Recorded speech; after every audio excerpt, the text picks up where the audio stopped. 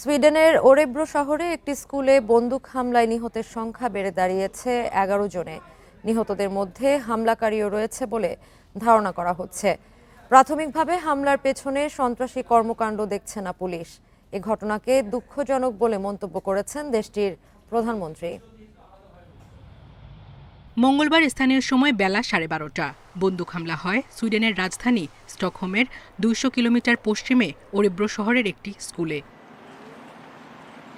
শুরুতে কয়েকজন আহত হওয়ার খবর দেয় আন্তর্জাতিক বিভিন্ন গণমাধ্যম। তবে কিছুক্ষণ পরই সুইডেনের পুলিশ হতাহতের বিষয়টি নিশ্চিত করে। স্কুল ভবনের ভেতর থেকে মরদেহগুলো উদ্ধার করা হয়। সুইডেনে অন্যতম ভয়াবহ হামলার ঘটনা এটি। নেপথ্যের কারণ জানতে তদন্ত শুরু করেছে পুলিশ।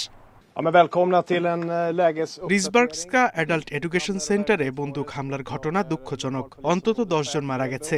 আহতদের সংখ্যা এখনো বলা যাচ্ছে না। আমাদের মূল কাজ নিহতদের শনাক্ত এবং আহতদের শারীরিক অবস্থা জানা। সেই সাথে হামলার ঘটনার তদন্তও শুরু হয়েছে।